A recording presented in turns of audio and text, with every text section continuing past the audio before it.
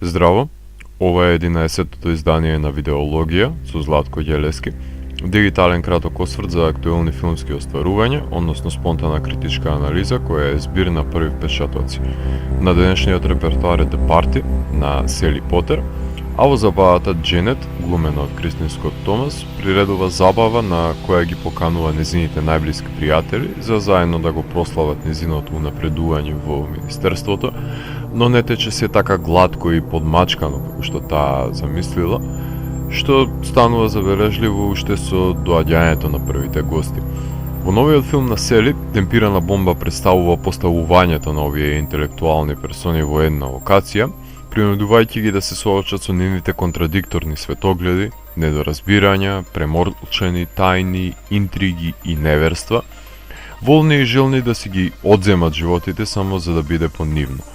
По подолго војување со зборовите, на површина понира притаената омраза и наместо да се слават различните погледи на исправноста на вредностите и начините за менување на закоравените недоследности во светот, добиваме одлика на денешницата во која секој секого се обидува да го изигра, односно манипулира, за да го добие чинителот кој е потребен за задоволување на собственото ненаситно его.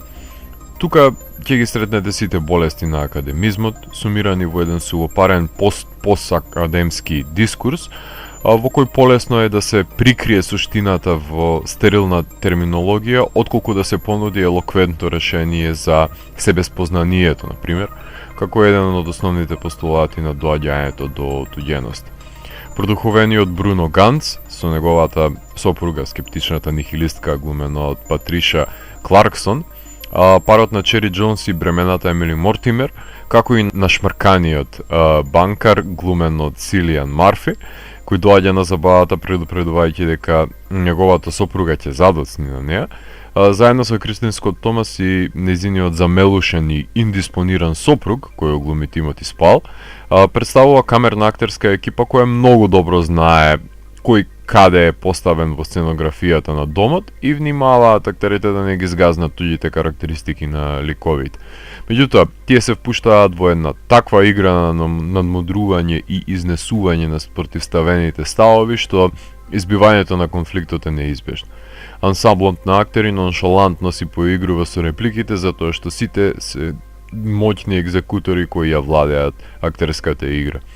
На овој начин се декорирани даските што живот значат и оваа театарска пиеса доволно добро се карневализира за да се преточи значењето низ призмата на филмскиот јазик, чинејќи пандан на Карнејдж на Роман Полански и контрапункт на The Dinner, филмот кој исто така беше прикажан оваа година на Берлинале како и The Party.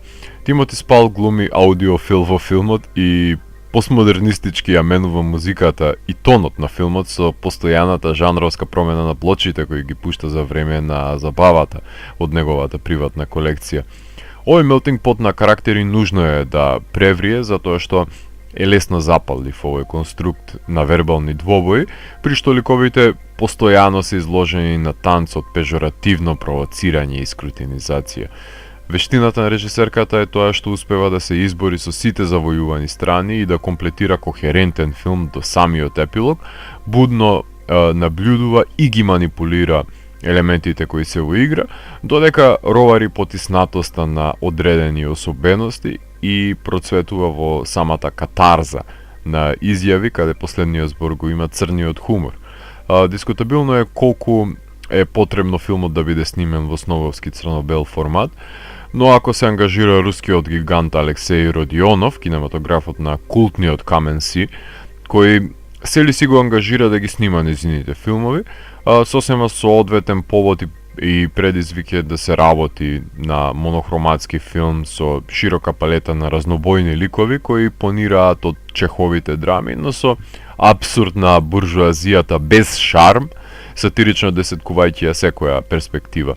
Сели потреба знаеме по создавањето на периодични филмови, односно филмови од мината доба, пред се со адаптацијата на Орландо на Wolf и Tango Lessons, но исто така направи авангарден експериментаторски потфат со Rage и убаво ја разработи релацијата меѓу Джинџер и Роса и филмот Yes.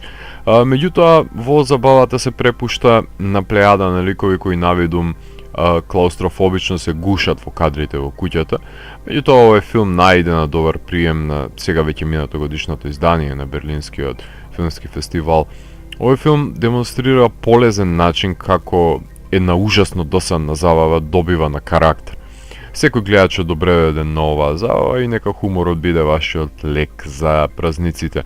Не радуваше фактот што филмот е прекраток, па тоа дополнително ми го зголеми уживањето во него и ја задржа ведрината, беше забавен до самиот пресврт и ми дозволи да се смеам по неговата одјавна шпица, благодарение на испреплетените збрки кои во ништо не резолвираа.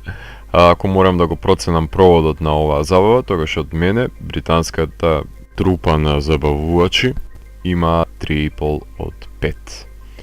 Доколку ви се допадна 11-тото издание на дигиталната архива Видеологија, лајкувајте го видеото, споделете го и следете го каналот. Посегнете и по останатите рецензии на виртуелната полица. Ви благодарам за вниманието. Поздрав!